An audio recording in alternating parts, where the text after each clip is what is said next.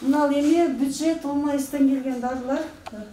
Бар мына гепаттацин, гепарин, азитромицин, расходлар, шприцтер бүт эмеге бекер берилет.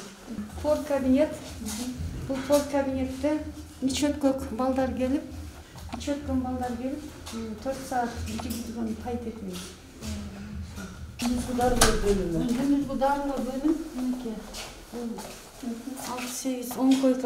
8 койка болду. Кислородный концентратор.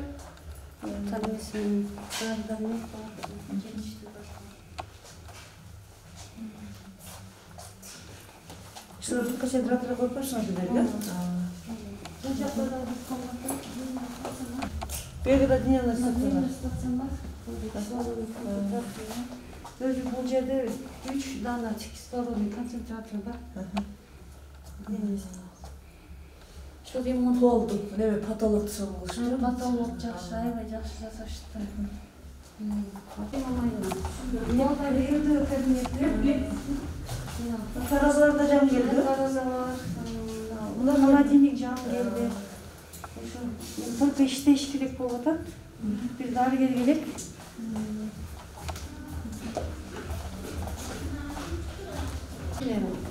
Konuşuldu bakalım, cemamayın. Kraskala? Kraskala kendisi. Geçmeyin. Bas. Şunu taşlayalım koyacağız.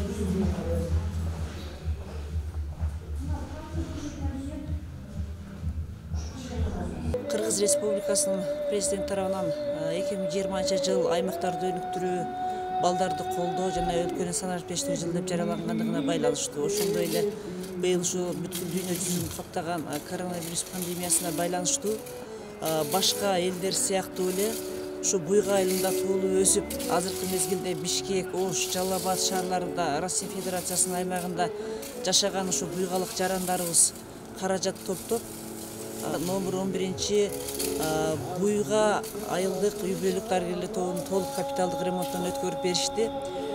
Андан сырткары ушул жылытуу системасын толук жаңыдан куруп беришти, санузелдерин куруп беришти. Абдан жакшы ремонт жасап беришти да. Бул жер аябай эч нерсеси жок, бир гана здание калгандай болуп турган эле да мурда. Анан ушул биз эмне дейбиз эми? Ошолго 1 миллион 170 миңге жакын каражат топтоп ремонт жасап беришти. Ошого салым кошкон ар бир буйгалык балдарга, ар бирине, анын айрыкча уюштуруучуларына ошол Азизбек акабызга, Көчкөнбай акабызга, Латыпжан Сагынбаевич баштаган ошо Бишкектик туугандарга, Жалал Абадтык туугандарга, Россиянын аймагында иштеп жаткан туугандарга ар бирине ушул элдин, журттун, буйгалыктардын атынан ыраазычылык билдиребиз. Райондук мамлекеттик администрациясынын атынан ыраазычылык билдиребиз. Чалма айыл өкмөтүнүн, Чалма айылдык аймагынын элинин атынан ыраазычылык билдиребиз. Ушу балдарыбызга чоң рахмат айтабыз. Байымы таратып алыстан, унутуп бардык нерсени. Şu Буйга айылынын тургуну Бешкемпир участкасында жашайм, ушу жерде жашаймын.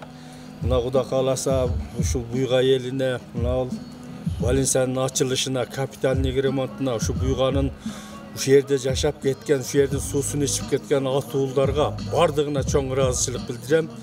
Ушул Валенсиянын ак жолтой, ак жүздүү болсун, ушул жерден тегелер адам оорубасын, сыркабасын, жакшы zamanımız tınç olsun, bütün Kırgızstan eline tınççılık kalayım şu şayloo, tınç, esen aman ötüp geçişine kalayım şu.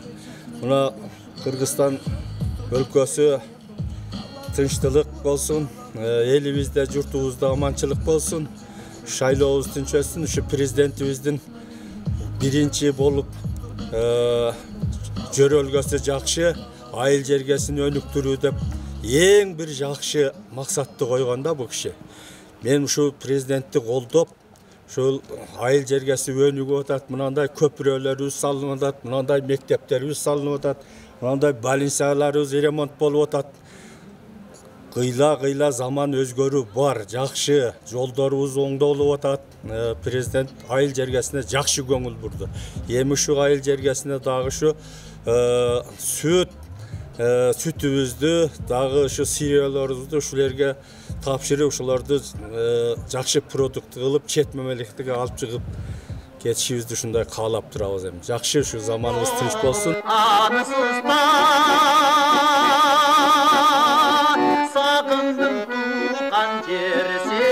Мен Дүйшөнбиев Азбек Аскаралиевич, ушул айылдын тургуну болом. Негизи, атак биз шаарда турабыз. Эмне деп айтмасым. Бул инициативаны шаардагы балдар көтөрүп, бүт ушу Буйгада жашап кеткен, Москвада, Россиянын бар деле булуңмурсунун баары. Оштон, Бишкектен ушу инициатива көтөрүп балдар ушу больницаны оңдоп берели деп чечтик эле. Ушуну чечип, бүгүн Кудай буйрса бүтүрүп открытие кылып атышат. Открытие кылып атабыз да. Эмне демекчибиз, ушу туулган жердин тупрак алтын дейт. Балдар ушу комиссия түзүп, комиссиянын төрагасы мени койушуп ушу именно ушул ремонт боюнча. Анан балдар жиберелсек, балдар азеке өзүңүз кошо барыңыз, бүтүрүп бериңиз да. Ошо Кудай буйрса АТИДО бүттү. Шыбагы, отделкасы, потолок, пол, терезе, эшик, отопление, водопровод, канализация бүт баарын салдык. Үстүндө крышаларын оңдодук. Кыскасы бул ушу эл үчүн жакшы кызмат кылган больница болсун. Ушул Чалма айыл өкмөтүндөгү Чалма айылдык ооруканасынын башкы дарыгеримин. Биздин Чалма айыл өкмөтүндөгү Буйга участкасында бүгүн бир жакшы күн болуп атат. Ушул быйылкы өлкөбүздөгү пандемияга байланыштуу ушул медицина тармагындагы көйгөйлөрдү чечүүдө ушул биздин айыл өкмөттүн Ош, Бишкек жана Россия ал жакта эмгектенип жүргөн азаматтарыбыз жардам берип, биринчи Чалма айыл өкмөтүндөгү биздин ооруканага ремонтун жүргүзүп беришти. Ошондой эле бир тез жардам машинасын алып беришти. Бул Буйга участкасындагы ФАПты полный капиталдык ремонттон өткөзүп, жакшы көмөк көрсөтүп беришти. Ремонтунда ичин капитальный ремонт кылып, отопление киргизип, печкелерин ысытып берди, айнек терезелерин алмаштырып беришти. Ушундай элибизге чоң көйгөй болуп турганда ушундай жардам берген биздин азаматтарыбызга, Буйга элине, буйгалык ушул тала түздө жашаган балдарга, Чалма айыл өкмөтүнүн дагы тала түздө иштеп жүргөн балдарына чоң ыраазычылык билдиребиз. Бүгүн 25 сентябрь 2020 жыл биздин Каракулжа үй бүлөлүк медицина борборунда аябай сүйүнүчтүү, кубанычтуу күн болуп турат. Себеби мына биздин номер 11 үй бүлөлүк дарыгерлер тобу Буйганын капиталдык ремонту бүтүп, бүгүн азыр ачылыш аземин өткөрүп жатабыз. Бул имаратты капиталдык ремонттон өткөрүүдө ушу Буйга айылында төрөлүп, өсүп, азыркы мезгилде Россияда жашап, Бишкекте жашап, Ошто жашаган, Жалал-Абадта, ушул чет жакта жашаган биздин жарандарга, ушу буйгалык туугандарга чоң ыраазычылык билдирем. Ошолор 1 миллион 170 миң сомго ушу бүт капиталдык ремонт жасап, айнектерин алмаштырып, эшиктерин алмаштырып, ысык суу, муздак суу киргизишип, ошондой эле отопление киргизип, мына биздин медициналык кызматкерлерге аябай жакшы заманбап шартты түзүп беришти. Ошондой эле биздин Каракулжа үй бүлөлүк медицина борборунан катуу жана жумшак эмеректер менен камсыз болду. Номер 11 үй бүлөлүк дарыгерлер тобу анын суммасы 200 миң сомго жетти. Ошондуктан буйга эли бүгүндөн баштап күндүзгү дарылоо бөлүмдү ачтып ушул жерге келип капельницаны алып күндүзү келип кечинде кетип үйүңүздөргө кетип калсаңыздар болот.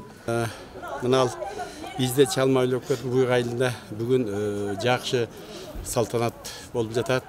Себеби биздин сырттагы Чүй, Бишкек жана Россиядагы жарандар колдон келген жардамы 1 миллион 170 миңдик капиталдык ремонт анан жөнөкөй жардамдар болуп ушул бүгүн жакшы эме болуп атат. Мен ошо сырт иштеген мигранттарга сыртта элинен алыс кетип, бирок ушул жерин ойлоп, ошого чын жүрөгүнөн көңүл айтып, жардам берип, ушул кечээки каатчылыкта жардам берген балдарга баардыгы Чалма айлөкмөттүн атынан, буйга элинин атынан баш ийип таазим кылат.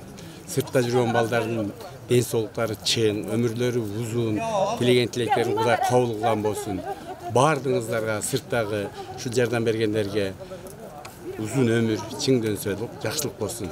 Илайым эле бизде ушундай адамдар, ушундай жүрөгү менен элим деген жигиттер, кыздар көбөйө берсин. Менин тилегим элиме ушул.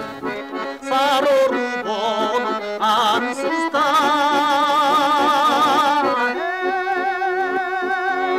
Sağındım tuğan cer seni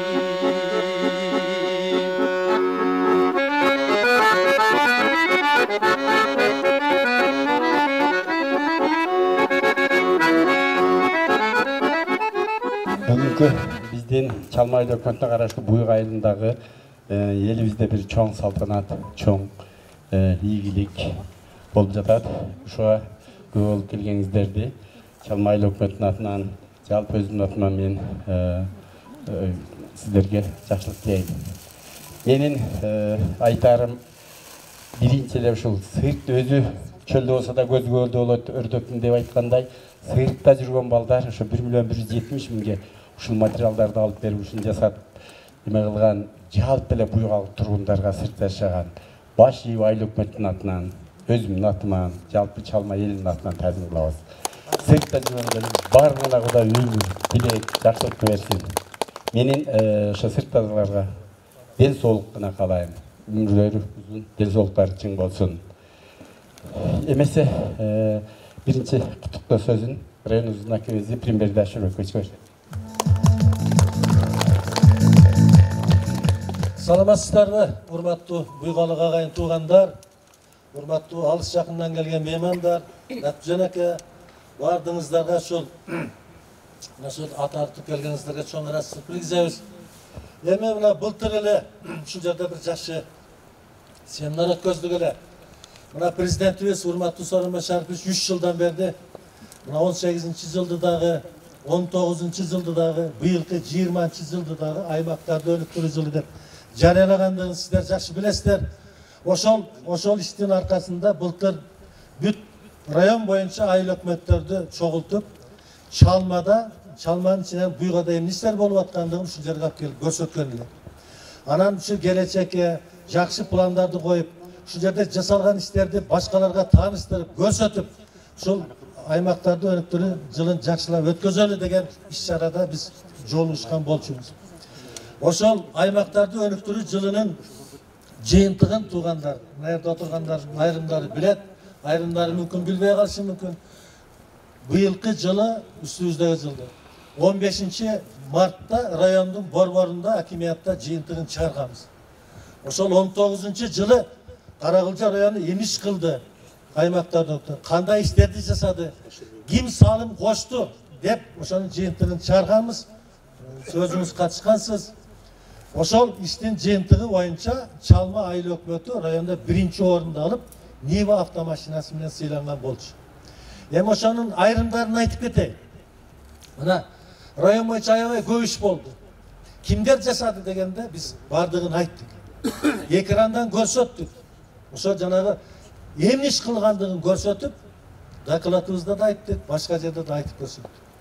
Ошол мамлекет эгерде 241 миллион сомдук ишти районда жасаган болсо, демөөрчүлөр, мына азыр айыл өкмөт айтып кетти го, мына демөөрчүлөр 204 миллион сомдук ишти район боюнча аткарды. Al endi janagı el aralık donor uyumlarda koyuyoruz. Alar 137 milyon so'mlik iştiraklar. Oşantip былтыр жыйынтыгын чыгарып, birinci orunda mana şu çalma aldı, ikinci orunda Karagulca aldı, üçüncü orunda Oytal aldı dep jıйынтыгын çıkarıp sıylıklardı verdik. Oşol Bişkek'te prezidentin sıylığından başlayıp rayonun sıylığına çeyin, oşol aymaklarda önüktür yılına tapşırganımız tuğanlar. Yani bunu malumat için aytıp atam, ayrım barbagandar. Bıyılkı yıl jönünde aytayın, bir iki sözden. Bıyılkı yıl içine bütkül dünyanı tüyşüke salgan yıl oldu tuğanlar. Biz ele Kırgızlar ile emez. Men degen bu dünyadagi Amerika başlarından nomur şunday bay memleketlerde de tüyşüke salıp bir top oldu. Kıyınçılık boldu açık aytalı. Munday tüyşük, munday birdegide bolgan emes eken. Buna açığın aytıp koyalım. Karantin emne ekendigini de jakşı bilmediler Karagulcatlar. Karagulcatlarımız jalp bilen Kırgızstan. Bir Sibirski yazma çıkıp kalsa, Asılbey'e. Bir veteranlar gelip bir şılak bağın koyup, başına toktop, et sütünü alıp ötközme dep kalganını biletiler. Alem jalpı adam zatta, jalpı adamda. Hey, buna şunday epidemiya gelse, şunday oru bolganda kanday kılış gerek degendi, bilbegenimizden bir top kıynalı. Kantak boldu dep bardığın jatkızıp alıp, 14 gün kamap jatkanımız şunçalık kıyım oldu. Men orumayım ne? Men çıkıp ketem de kança biz menen şunday uruş talaş boldu açın. Uşunda dağı şu elden aylansan boladı eken. Birimdik degen, ıntımak degen, oşa çoğun iş eken de bu. Bayağı javla götörse, götörden jük jemilmekte Kırgız bekar aytpattı. Buna birinci baştalganda, oy kokuy, şunda bir pandemiya, şunda bir ildet gelattir, alamat gelattir dep, azık tülüktün bardığın talep aldı. Magazinde şu bizim dükkanlarımızda un kalmaya kaldı, may kalmaya kaldı. 15 gün boş durup kalgan. Oşonda dağı memleket var eken de tuğanda. Memleket tolturdu 15 günün içinde. Rezervde turgan bütünler da çıktı. Başkan ap çıktı. Oşonda dağı memleketten giyin Karagulcanın kıyınları götürüp çıktı. Oşonda mına çalmalık kıyınlarımız buna. Birinci başlaganda 5 meşhur ap geldi. Şunda bir sorun mu? Ana buna öz öldürmeydi deydi. Öz öldürmeydi gene. Jarıtmaydı gene. Ay Karagulcaklar kıynalıp kalmasın dep kıyınlarımız 4000 meşakat munap geldi. 4000 kanister mayap geldi. Kalganları olsa kolundan gelgen. Hayır. Maskasın olsa da ap geliyorlar. Antiseptikin olsa da ap geliyorlar. Kıskası şu Karagulcanın kulunları çekede kalmadı. Biz ana ayavay vardığım aytıp gezitke berip şöyle. Oşul kanday azık tülük tartışma olup kalan dep topulan çıkkanda el var iken, yurt var iken, Karagulcanın kulunları var iken, işkerleri var iken, japatırmak geldi. Anan keyin oğrunu menen emne oldu. Hay, açığın aytalı. Bunday oğrunu biz oyloğan demesi ekeniz. Açık aytalı, mediklerimiz de dayar emesi eken. Biz de dayar emesi ekeniz. Jatkıza turgan yer da yok eken, aparatura da yok eken. Ayva kıyım oldu da. Bir iki üç nemen aytalı. Buna şu koronavirüs oldu. Anan keyin Cenab-ı öpkönü sezgenisi pnevmoniya degen çıktı. Ayvay kıyım oldu. Jatkıza turgan birle bizim infeksiyalık bölümümüz varken 30 gana kişi vatan. Bişkek'te adamdı jatkıza turgan yer yok. Oğuzdan beri tolup, kardonlar tolup aylasın gitmiyor. Ne oldu? Ne bilsiniz gerekli? Biz büt kayrıldık hey. Ay dayardık görmesek bolmaydı gen. Dep buna rayon boyunca 17 üy bölelük darıgeller doktoru var. 17. Şu 17 üy bölelük darıgeller doktoruna 209 orun dayardadık. Anı birim çalmada dayardadık. Buna oşol 17 kıyısmının biri, buna buyganın kıyısmısı olur. Üy bölelük darıgeller doktoru. Rayondun borborunda jatkıza turgan yer yok degendeyin 144 orun dayardadık. Terapiyasını da dayardadık. Kesiptik lisey, isputunu da dayardadık. İnternet liseyde de jay dayardadık. Jada gelse sport şkolunun sport zalında dayardadık. Ай эртең жаткыза турган жерибиз кантип? Эми жаткызып алсак аппаратура жок тугандар. Аппаратура жок жогон Асылбек айтып атат жана кагын. Өпкөнү сезгенсиз, кагын деп атпайсызбы?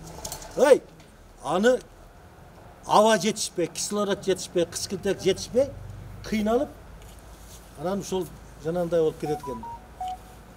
Biz başında eseplesek болгону 16 гана кислороддук концентрат бар экен кычкылтек. Мына отурат. Анан министерство 3-4 тап келип 1-23 жеткизди. Дагы жетпейт. 337 орунга жаткызып алсак, каяктан кислород? Жана деми кыстырса, кысыла дегенде, дем ала албайт экен. Баса албай калат экен, дем ала албайт. Мында дагы туугандар мамлекет бар экен. Анан эң негизгиси ушу биздин атуулдарыбыз, ишкер кыйындарыбыз бар экен. Ошол ишкер кыйындарыбыз 198 кислороддук концентрат алып келди бүгүнкүгө чейин. Азыр район боюнча 220 кислороддук концентрат бар. Азыр экинчи толкуну башталып, азыр көбөйө баштады. Азыр ушул бир жуманын ичинде да көбөйө баштады. Өзбекстандан күнүгө 15 миң, 18 миң адам өтүп атат чек-арадан. Ошонун натыйжасында азыр көбөйө баштады дагы. Азыр 220 кислороддук концентрат бар. Бул деген Кара Суу, бизден 5 эсе чоң, Кара Суу районунда да мынчалык чоң. Каракулжа областта биринчи орунга чыкты. Кимне себенен? Ушул кичинекей ушул базарда турган кыздардан баштап, Каракулжанын ушул бүтүрүп кеткен кыздардан баштап, ири ишкерлерибизден баштап бардыгы 2-ден 3-тен кислороддук концентрат алып келе берип 198 алып келип койду. Азыр биз 220 кислород концентрат. Анан сырткары райондун борборундагы ооруканага жанагы нымдуу жидкий кислород деп коебуз. Кислородду ар бир палатасына киргизди. Аны да ким бирди? Биздин бүтүрүүчүлөр чогулуп келип, жасап, акчасын төлөп коюп, ар бир палатага киргизип коюп кетип калды. Демек туугандар, жанагы көп түкүрсө көл болот деген. Анан сырткары дагы бир-эки немени ушунча келгенден айтып коеюн. 4 тез жардам машинасын алып келип берди. Bizde özü 8 maşina işlep attı. Rayon boyunca 8 ile tez yardım maşinası var ile. Anın dağı en canlısı 14. yıl iken, göğü eski iken buzulat, yolda kalat, kıynalıp attı. Bunda dağı, buna sol aytıp koyayım, bunda dağı şu birinci çalmalıklar, karakuzluklar, kengeçlikler, anam rayonun borborunda, mekan uyunda çoğu. Şu 4 tez yardım maşinasını alıp gelip berişti. Ondan sırtkarı, buna öpkönü tartış gerek eken. Öpkönü sırtkende anan onu rengenge salaş gerek. Bizim Soyuzdan kalgan жалгыз rengenimiz var. Жалгыз gana rengen var. Günüge 80'den 100'den adam boşurttu. Ol dağı saatine çıkat eken. Köpkesi sıp edet eken. Nakırlı şeytan sıp edet eken. Ama işte ayaklat eken. Bunda dağı bizim kıyındarımız, bizim deputatımız göçme partiyatiflik rengen alıp verdi. Karakılcanın sistemine koyduk. Ana sırtkarı deputatı 85 janağı 198'in 85'in jana deputatı uzak verdi. Her bir kıyısmığa 3 ton taşlap verdi. Karaganda rayonun barbarında da. Şunday mı? Dağır terektik bir azamat çet ülkede жүрген. Dağır azamatımız varken o Alayku'ya alып kelip koydu. Göçme partiyatifti rengen. Alayku'da жоғылы. Ana parva yerge koyup koydu. Bir 10 gün bolup aldı apar tapşırıp hazır mına ikinci tolkunu gelip atat deyip. Mına hazır çet өлкөдөн kayra baylanış көбөйүp, mına Özbekistan'dan Kırgızstan'a ötkönдөр köp bolgondon baylanıştı hazır kişine көбөйүp atat. Oş oblısının bir 2-3 gündün içinde 25, 24, 28'den murdağında көбөйдü tuğandı. Oşon üçün biz bul bagытта mına şu aybay men rayonda жакшы иштер болгонун айтып атам. Oşon üçün de mına bugün biz gelip aça turgan bir çoğun iş, жакшы iş boldu. Biz ana daskaga aybay жакшы iş kılıptır. Daskadan bayattan beri okup mına Karakılca tığıga da ayttık. Karakılca tığıga da jakыныраак tartып oturabız. Mına birinci yerde Bişkeklikler yazılıptır. Bişkeklikler mınança jardam berdi de 300 000'den gör. Ananın jarında Oştuklardı жазды. Onun jarında Buygalıklar жазды. Anın janında 4-cü kolonkaga Moskvalıklar жазды. Anın narjağında barganda Novosibirsk, Irkutsk, Ekaterinburg, Sakhalin, Çilyabinski dep. Sakhalin'de bir buygalık varken 2000 rubl götür. Oşona bereceğiz. Ay, özür. Bu sabah kuanasın. Bu belgiley turgan. 1.200.000 so'mga çeyin akça çoğultup 12 bölmeli buyga üy bölölük dargerler toğun şul mezgilde jatkızıp statsionardık darıloo işlerin жүрүшө turgan dengelge jetkizip ketти. Ne dese olur? Oga çok rahmat aytish kerak. Elden aylansang bolat, bayağı Kırgız aytat go, köpçülükten aylansang bolat. Bul bayağı gökürögü, jürögü, tuğulgan jerim, ata konuşum, ata jurtum dep sokkonduktun belgisi dep aytsak bolat. Oşon üчүн men Karagülce rayonduk memleketlik administrasiyaсынын атынан жалпы ушул чоң ишке салым кошкон бардык буйгалык туугандарга чоң ыраазычылык билгизем. Жамандык көрүшпөсүн, аруу тилек максаттарына жетсин, жакшылык болсун. Эми мына Латжанака сиз жакшы иштердин жартысы болуп мына былтырда келгенсиз. Быйыл мына буйга, эми буйганы бүткүл чынын айтканда буйганы бүткүл Кыргызстан тааныйт десек болот. Жер шары де. Анан эми кыргызча окугандар кыргызча мен айтып атам да себеби тургунбай эргешип убагында эле ошо танытып койгон. Ошо буйганын күнүндөн күнгө жакшырып баратканы бизди да кубантат туугандар. Жакшырып баратканы. Эми мына эки көпүрөнүн ортосу асфальт болуп дагы эстелик коебуз деген мына Латжанака баятан бери турат. Жакшы пландарды айтып атат. Мына дайым биздин бишкектик тууганыбыз мына көчкөнбү. Аябай жакшы иштердин аралашып жүрөт. Жакшы иштердин демилгечиси болуп жүрөт. Качан барсам, ушул Карагылжактар чогулган жерде ушул буйгалыктар ынтымак экен, ынтымагыңыздарды көрсөтүп келе жатасыздар. Биз чындыгында кубанабыз. Мен эми жакшы иштер жөнүндө ушкай айттым. Жайым эле ушундай жакшылыктар болсун дегенде. Мына үй бөлөлүк дарыгерлер тобу, лайым эч ким дарыламай эле койсун. Бирок шартты аябай түзүштү. Биздин медицина кызматкерлери да чекеде калбаптыр. Мына үй бөлөлүк медицина борбору бар. Директору мына Кармышакова Чынар Ташболотуна келип отурат. Эмне жардам кылдыңар деп сурасам, 200.000 сомдук инвентарь жана жата турган аяк бияктарын алып келип салып коюптур. Анан эмки жылга тегерегин жакшыраак кылып тосуп беребиз деп мамлекеттен да каралат да. Улар дагы жакшы ниет кылып аттыр, максат коюп аттыр. Ушул жер анан эми лайым элибизде ден соолук жакшы болсун, элибизде тынччылык болсун. Кыргыз айтат го, ач отур, тынч отур дейт. Заманыбыз тынч болсун. Бардык нерсе болот, эгерде тынчтык болсун. Тынчтык болбой элеңдеп отурсак, эч нерсени арзыбайт, эч нерсеге татыбайт. Ошон үчүн эли журтубузда жакшылык болсун. Анан эми администрация биз айрым ушул ишке эми айрымдары белгиленбей калса капа болбоңуздар. Бизге ыраазычылык каттарды даярдап келгенбиз. Ушуга өтө чоң залым кошуп, уюштурган, чуркаган дегендей менет кылгандарга биздин ыраазычылык каттарыбыз бар. Анан кичине белектер бар, шуну тапшырып коюп уруксат этиңиздер.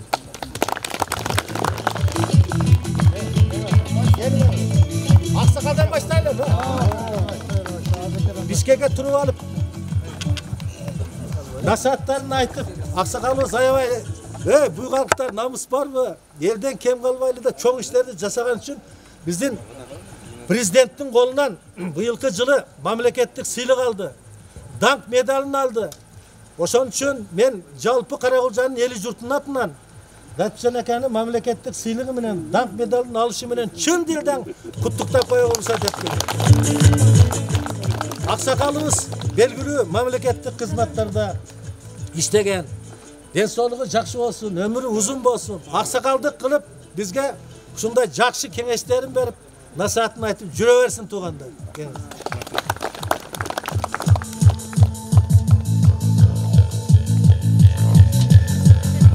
Асанака барбы?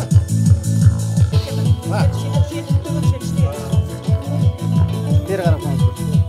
Бул киши ушул жерде иштеп түптөгөн кишилердин бири экени. Кол чап коюңуздар.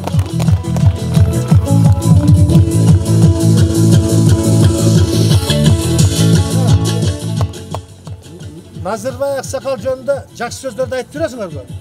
Ушуну эктиле, мына ушунун саябасында, көлөкөсүндө туруп атабыз.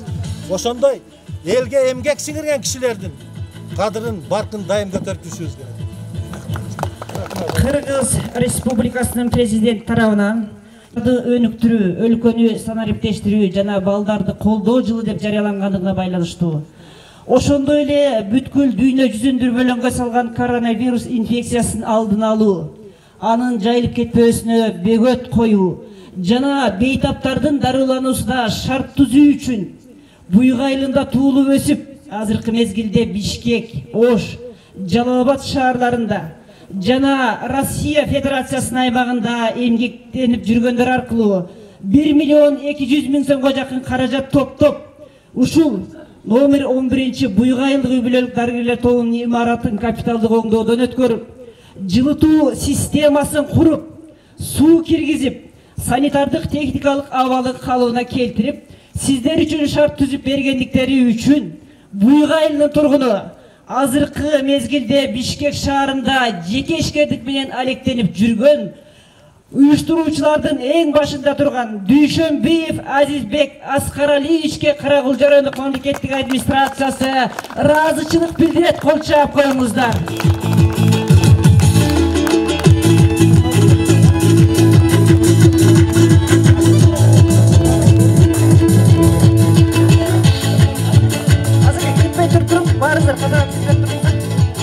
Ошондой эле ыраазычылык кат Буйга айылынын тургуну азыркы мезгилде Кыргыз Республикасынын фолиграфия жана басма үйлөрүнүн ассоциациясынын төрагасы Төрөгулов Көчкөнбай Эргешбаевичке Каракулча райондук мамлекеттик администрациясы ыраазычылык билдирет.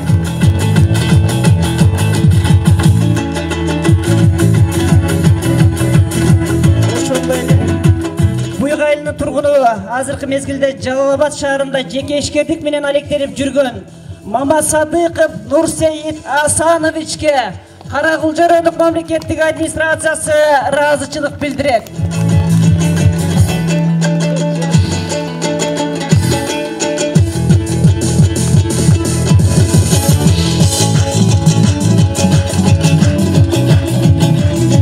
Буйга айылынын тургуну азыркы мезгилде Москва шаарында жеке ишкердик менен алектенип жүргөн Аматов Байет Матазовичке Каракулча райондук мамлекеттик администрациясы ыраазычылык билдирет. Байет Москвадан келе албай калды, анын агасына тапшырып коюуга уруксат этиңиздер. Ошондой эле ыраазычылык кат Буйга айылынын тургуну азыркы мезгилде Бишкек шаарында жеке ишкердик менен алектенип жүргөн Мамаев Рашидбек Мамасалиевичке Каракулча райондук мамлекеттик администрациясы ыраазычылык билдирет. Рашидбек дагы келе албай калды, анын ордуна атасына тапшырып коюуга уруксат этип кол чаап турсаңыздар. Ошондой эле ыраазычылык кат Буйга айылынын тургуну азыркы мезгилде жеке ишкердик менен алектенип жүргөн Алимкулов Эшболот Токторбаевичке Каракулча райондук мамлекеттик администрациясы ыраазычылык билдирет. Эшболот да келбей калды.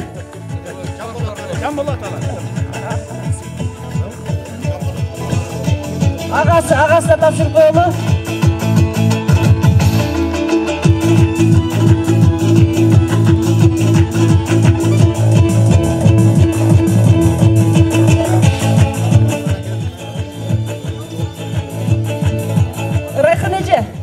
Райхан эже келсеңиз, сиздин да бул жерде эмгегиңиз аябай чоң да.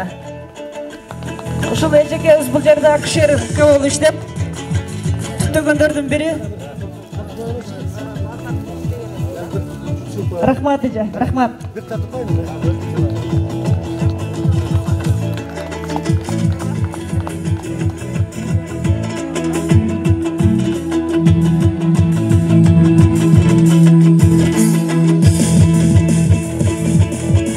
Рахмет. Туугандар, ушундай жакшы иштер болгондугу насип кылсын. Дагы бир рет мамлекетибиз өнүп өссүн. Каракулчабызда тынчылык болсун, эли журтубузда амандык болсун, дайым жакшылык болсун туугандар.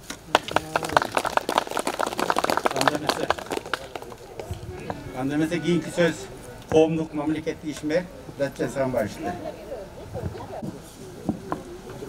Саламатсыздарбы, урматтуу агалар, инилерим, жерде кыздарым отурат.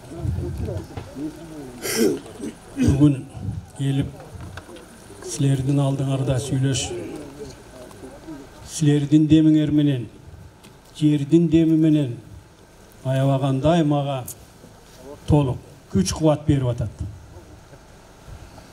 Elhamdülillah, sizlerdi ikinci yolu gösterip atkanına. Allah Teala yerimizge, yaşagan elimizge vakuat durmuş, tınçlık versin.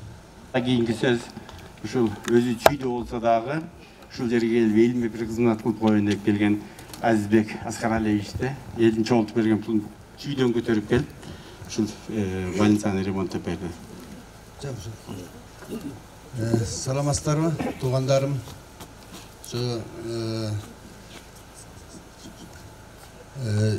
Şu Пала түздөн чогулган, şu жүрөгүм буйга деп чоккон балдарыбыз, үкөлөрүбүз, эжелерибиз, карындаштарыбыз бардыгы аз-аздан болсо тыйын чогултуп, şu буйган больницасын ремонттойн деп чечишти эле. Анан кийин ошого Бишкектеги туугандар мени ушул жерге баш кылып Aziz özün komisya olup verdi anan bürölөр jönöt deşti anan bu lapçanekeler, tuğandar, aksakallar Aziz özün baş bolup, özün göz bolup uşul жердин ремонтун бүтүрүп келди жөнөтүштү. Кудай буйрса ушул эл чогулткан акчанын бир тыйына чейин отчетун берем. Ушул эч нерсесин калтырбай колдон келишинче жасадым. Ушул жердин мына отоплениясын жасадык, канализациясын жасадык, суусун кичине ремонт жасадык бул жактан. Мунун ичиндеги азыр кирип көрөсүздөр, Кудай буйрса. Союздуу анда эптеп курулган здание экен. Мен өзүм инженер строитель катары айтып атам да. Ошолорду түздөп, шубап, колдон келишинче кичине бир көрүп келтирип, потологунан бери жасап, анын акырына калганда лампочкаларын илип койдук эле. Ушул жер biraz окшошпой калды деп люстралар менен илдик. Ошол больница ушу туугандарыбызга, ошо буйгалык туугандарыбызга бир кызмат кылсын. Ылайым эле оорубаңыздар. Бул жер эми кандай десем, сиздердин ушу мына Назирбаеванын бактары турат ушул жерде. Буйган центр болуп турсун. Ошол. Анан ушул жерге келип дарланып туруңуздар, оорубаңыздар кыскасы. Анан мен дагы баягы айтып эле Амитке айтып атпаймынбы? Биздин туугандар да кичине кыймылдасын, мына Лапчанка айтып кетти, кичинеден бир коозуңар, улаңар чыгарып, бир жылда бир жолу зекеттеге кылып элечи. Жок, улакка кетпе, берегин эле. Анан мына мектепти кичине ремонт жасаш керек эле. Чындыгында мына отоплениясы жок. Балдар тоң отурат. Кыштын күнү 10 градустан ашпайт экен. Анын ар жагында балдар кичине өздөрү бир тыйын чогултуп, бирсе кыла алып атышат окшойт. Спорт залдын ичине отопление кириш керек экен. Кыштын күнү сыртта 15 градус суук болсо, отоплениясы ойношот да ойнот кердеп, анан кийин жана заменге чыгып калган кезде алардын тери кайра катып калып, ошолор кайра ооруйт. Ошон үчүн ошол нерселерди туугандар чогулуп, бир жеңден кол чыгарып, ушуну жасасак болот да. Мен баягы Амитке айттым эле, мен өзүм буйгада кандай десем, мен Чалмада төрөлгөнмүн. Интернатта талада окудум. Бул жакта атабыз, энебиз, ата журтубуздун жери болгон үчүн эле күйүп бышып баарыбыз эле. Мен деле ошентип жүрөм. Андан көрө ага караганда силер бул жерде турасыңар, буйганын абасынан дем алып, суусунан ичип, ушу сиздер дагы ушул жерге кичине салымыңыздарды кошсоңуздар деген ойдомун да. Туугандар, ошол барбарыңыздар, оорубаңыздар, ден соолукта болуңуздар. Кыргыз Республикасына эмгекке кирген медициналык кызматкери Райхан жеде. Бизге катыбыз айткандай, бардыңарга бир колдон тең бир жакадан баш чыгарган жакшы балдар, бакшы элдерсиңер айнанайдар. Бул жердеги отургандардын бардыгы Кудайым ушу жакшы тилек, жакшы ниеттерде болуп, бардык ишиңердин бардыгы жакшы болсун. Мына ушуну качан өзү курганбыз, биз келгенде мына эле бар эле. ошондо иштейт эле, ушул жерде деле аял төрөп баары болот эле. Анан эми заманга жараша кийим бияк салынды. Баягы ошондогу шарттагы бу да жакшы эле. Анан эми мына азыр заман болуп жакшы, бала чака баардыгы чоңоюп, баардыгыңар өзүңөргө келип балдар. Мына ушу баягы өзү өрдөктүн өзү көлдө болсо дагы, өзү чөлдө болсо дагы көзү көлдө дегендей тала түздөгү балдардын баардыгы. Ушу каякта, бу Америкадагы баардык жердеги кыргыздын балдары ушу атыбаңардын арбагы колдоп, атыбаңарды сыйлап, ушу биздин жерибиз эле деп, эми баардыгын айтып кетем, мен ону кичине эзилбей эле коеюн. Ушу баардык айтылгандардын баардыгы ушу балдарга баардыгы жакшылыктар тийсин. Ошолор баардыгын Алла Таалам өзү колдосун. Ушу бала чакасы менен, тууган уругу менен, иштери менен, баардык тапкандары менен насип кылып, ушу элге, журтка ушундай өзүнүн эме көрсөткөн үчүн баарыңарга чоң рахмат. Ушу балдардын баарына рахмат. Урматтуу бир туугандарым, мына Латифжан ака премьерди Ашырбек баарына токтолуп кетти. Мына буйга былтыр ушул жерде жакшы самалык болуп, көпүрөнүн ачылышы болду эле, стадиондун ачылышы болду эле, ФАПтын ачылышы болду эле. Бул эми мынау больницанын ремонтун былтыр дагы Латифжан ака айтты эле, ушул аймактарды өнүктүрүү жылында ушул бир элге бир ушул ремонттоп ФАП деп айттык эле, бирок больница бар деп айтышты. Мен мына больницаны биринчи жолу көрүп атам. Ушунча жыл келип кетип атып, ушул жерде жакшы байкап апмын. Чындыгындачы чоң больница бар экен. Бул больницаны аябай жакшы иштесе болот экен. Врач керек бул жерге, мына Латифжан ака сурап атат. Бирок мына силерге бир нерсени айтып коеюн. Оорусаңар направление алып туруп, бошко барып, ошол жерден назначениени алып туруп эле, ал жерге жатпастан кайра эле ушул жерге келип, таза абага келип, ушул жерден лечение алсаңар болот экен. Ушул жерден эле дарылансаңар болот экен. Ал үчүн бул жерге бир жакшы врач керек, жакшы медсестра керек. Ошол ал эми томография, башка нерселердин бар жогун ошол оштон өткөзүп туруп, назначениени алып эле ушул жерден дарыланып, өзүңөрдүн үйүңөргө жакшы, бала чакаңарга жакын ушул жерден эле дарылансаңар болот экен. Бул условияны бүгүнкү күндө мына түзүлдү. Мына Азизбек айтып атпайбы, отоплениясынан баштап бардыгы электричествого дагы подключение койдук, төрдү теплого дагы көмүр менен да сыйт. Эми азыр ачканда көрөсүңөр, бир эле нерсе бизге жетишпейт экен, врач. Ал эми бул ремонт кандайча болуп калды, мен силерге кичине токтолуп кетейин. Бул коронавирус биздин патриоттулугубузду, менкезчилигибизди ойготту. Мына Латифжан ака айтпадыбы, буйгалыктар силер оорубайсыңар деп. Чындыгында оорубагыла, мындан кийин да оорубагыла. Жердин абасы, абанын тазалыгы, суунун тазалыгы, жанагы таза кымыз, таза сүт ичкениңер силерге аябай. Силер ошон үчүн ооруган жоксуңар да. Мына биз оорудук. Бишкекте катуу оорудук. Мен мисалы үчүн мен өзүм оорудум. Өзүңөр билесиңер, Бишкекте жашагандар, чүйдө жашагандар анча-мынча үйүндөн мына кайтыш болуп кетишти көп. Мына өзүбүздүн жеңебиз билесиңер, ушу коронавирустан. Эмеде чүйдө жайылар önünde кайтыш болуп кетти. Бул деген мына буйганын ичинен Кудай сактап, мына эч ким эме болгон жок. Ошон үчүн ушул айылды, ушул жерди биз өзүбүздүн көздүн карайыбыздай сакташыбыз керек. Ал эми ошол ооруганда биздин патриотубузду ойготту деп атпайбы? Коронавирус ойготту деп атпайбы? Ошол мен ооруп жатканда мына биздин акыл жаштан деп биздин эки балабыз. Мына эч болот, Докон аканын баласы, ана Доконтай аканын баласы Рашид биздин ошол Бишкек шаарында биздин ошол уюмдун жетекчиси. Ушул балдар айтып калды, ай туугандар, мына чалмалык туугандар ушундай жардам кылып аттыр. Карагыл жаранында да жардам кылып аттыр.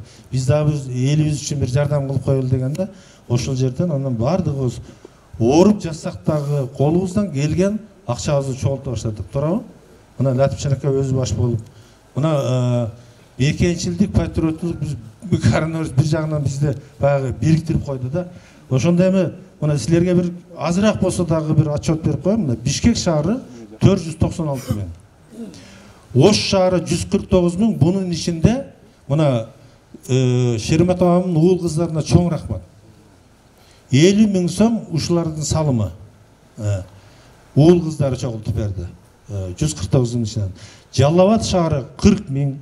Мырзекайлы, мына Мырзекайлы дагы 17 миң. Новониколаевка айылы 29 миң. Эми Новониколаевка айылы алар көчүп кетти ошол жака. Эми көчүп кетсе дагы ошол баягы эже айткандай баягы көзү, ою, каны буйгалык деп турат да. Ошон үчүн алар 2000ден болсо да, 1000 сомдон болсо дагы Новониколаевтар чогултуп берди. Мына Акин ака өзү Жаркынбаев 5000 сом берди. Буйга айылы мына 14 миң бериптир, 2 союш дейт. Мына анча-мынча патриоттулук сезимдер буйгалыктардагы ойгонуп калыптыр. Мында да ойгоно берсин. Москва шаарында мына отургандардын көбү неберелериңер иштейт Москвада. Ушул 20 жашта, 18 жашта кээ 18ге толбой эле Москвага кетет. Мына ошо Москва шаарында 165 миң рубль чогултуп берди. Бул баягы патриоттулуктун сезими. Андан кийин Новосибирск шаарынан 28 миң, Красноярск шаарынан 20 миң, Иркутск шаарынан 20 миң рубль, Санкт-Петербург шаарынан 10 миң, мына бизде 2 балабыз бар экен. Курск шаарынан мына Аматбай аканын балдары 15 миң рубль. Екатеринбург шаарынан 12 миң, Канск шаарынан бир балабыз бар экен, ошо Канскка 10 миң рубль жөнөттү. Мына жерде фамилиясы жазылып турат. Челябинск шаарынан жалгыз балабыз бар экен, 3 миң жөнөттү. Мына премьерде Ашылбекович айтты, мына Сахалин шаарынан бир балабыз бар экен. Мына Маматали аканын баласы. Ушул бала жанагы биздин өзүбүздүн группабыз бар, буйга ынтымагы деген. Ошол ынтымак группасынан угуп, ушул бала 200 миң рубль жөнөттү. 2 миң рубль жөнөттү. Эми билесиңер, биздин эми буйгалык туугандарда өтө эле мындай күчтүү коммерсант, күчтүү бизнесмендер жок экен. Бирок патриоттулук сезимин ойготуп, ошо элим үчүн, жерим үчүн деп ушул 2000 сом болсо дагы ушу жөнөтүштү. Ошол балдарга чоң рахмат. Андан тышкары айтып коеюн, мен ушул эме болуп атканда биздин мына Адыр деген айыл бар. Ушул жерде отургандардын бардыгыңар, бир тууганыңар, балдарыңар, ата-энеңер ошол жерде жашайт. Ошол Адырды да унутпайлы деп, анан мына Аскар акам айтып калды, Адырдыкка деле бир нерсе кылып койбойсуңарбы деп телефондон сүйлөшөм. Анан мен группага таштап айтсам, ошол мына жерде Камбаров Абдырасыл деген өзүбүздүн ненебиз бар, бизнесмен. Андай болсо мен ошол Адыр айылын мен өзүм иштетип берейин. Дарысы менен, демалдыруучу аппараты менен деп 3 аппарат, Аскар ака, 3 аппарат дары дармектери менен канча миңге алып келип берди? 100 миңге жардам берди. Мына ушул баланы биз эметпей калдык өзүчө. Эми аны Адыр айылы тиги эмеге карайт экен, Тоготой айыл өкмөтүнө. Бирок бул баланын эмгеги чоң. Ушул урматтуу туугандар, биз буйгадан чыккан ушул киндик кан тамган балдар алыста жүрсөк дагы оюбуз буйгада. Буйга үчүн бир жакшы нерсе жасайлы, жакшы элге бир кызмат кылалы деп. Анан былтыркы жылы, мына быйылкы жылы Алымкулов Талай, мына өзүңөр билесиңер, мен классташым Москвада чоң компанияда иштейт, электр Россияда окуп бүткөн. Ушул жигит айтып калды, мен ушул өзүмдүн семьямдын атынан ушул атамекен, мына атамекендик согушка кетип кайтпай калгандарга, катышкандарга бардыгына бир жакшы бир эстелик тургузалы. Сен ушу айыл өкмөт менен, мектептин директору менен сүйлөшүп берсең, жерди аныктайлы деп. Мен айттым, мына быйылкы жылы коронавируска байланыштуу мына 75 жылдык өзүңүздөр билесиздер жакшы майрамдалбай калды. Бир эле биз эмес, дүйнө жүзүндө мына СССРдин курамында турган мамлекеттер, бир эле Украина, Белоруссия белгиледи окшойт, калганы даже мына Россия Федерациясында кийин белгиледи. Мен айттым талайды, быйылкы жылы биз жетишпей калдык буга. Мына жеңиштин 77 жыл болот. Бул дагы жакшы цифра. Ушуга даярдайлы. Анан сен буну эгер айыл өкмөт жерлерин чечип берсе, биз сен ошого каражатыңды бер, бирок жакшылап куралы дедим. Бирок ошол эстеликти эле куруп калбастан, буйга жөнүндө ошол катышкан адамдар тууралуу, башка эме тууралуу да Латипчанакада айтып жүрөт, бир китеп чыгаралы. Мына көп нерсени тарыхыбыз эмес, адамдардын баягы улгайган адамдар өткөн сайын биз көп тарыхты унутуп калат экенбиз. Жазылып калса, башка болсо, китепке түшүп калса, бул унутулбайт экен. Урматтуу туугандар, бүгүн Буйганын үй бүлөлүк дарыгерлер тобунун курулушун пайдаланууга берилип, ремонт топ пайдаланууга берилишине катышып отурабыз. Ушул жерде дайыма жакшылык болсун. Ушул үй бүлөлүк дарыгерлер бөлүмү ошол жердеги ак жолтой болсун. Мындан кийин эч ким оорубасын бу жерге. Кокустук болсо, ушул жерден айыгып, сакайып чыгып кетсин. Буйга өзү билесиздер, абдан уникалдуу, абдан жакшы жер. Аябай ак жолтой жер. Токойун караңыздар, абасын караңыздар. Ошо бардыгы абдан немеге талапка жооп берет. Жакшы неме болот. Эми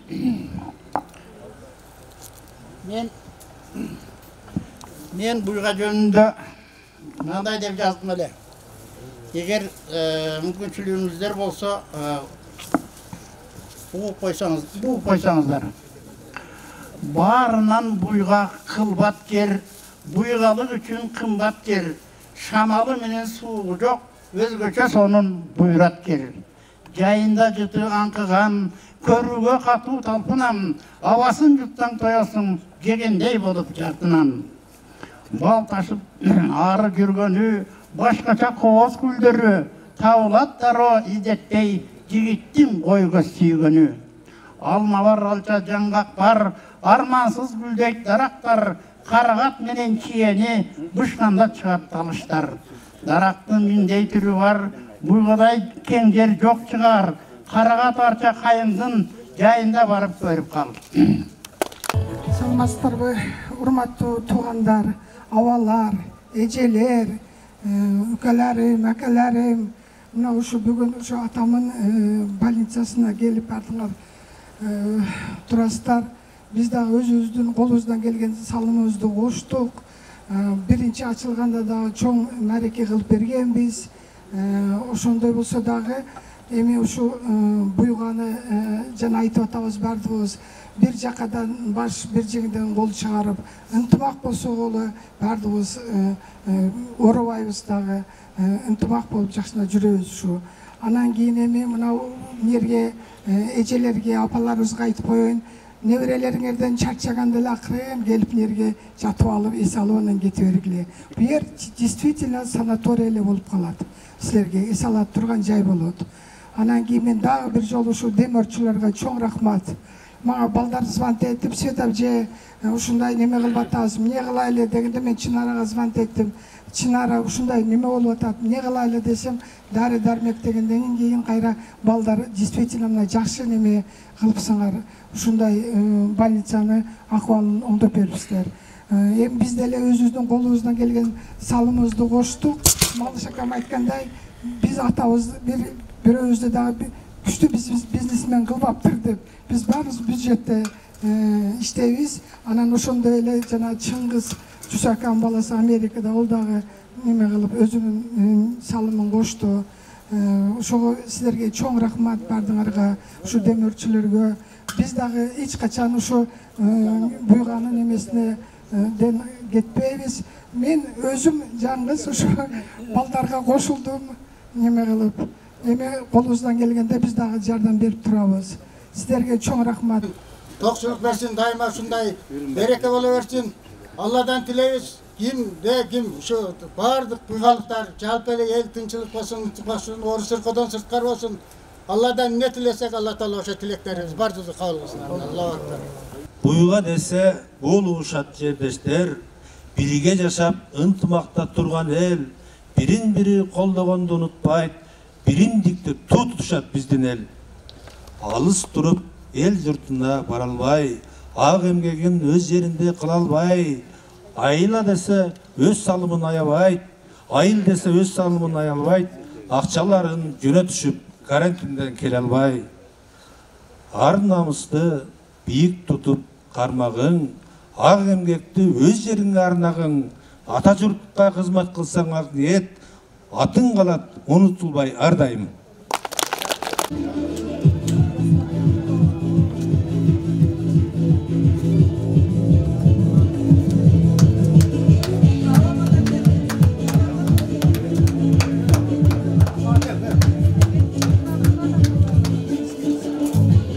Bismillahirrahmanirrahim.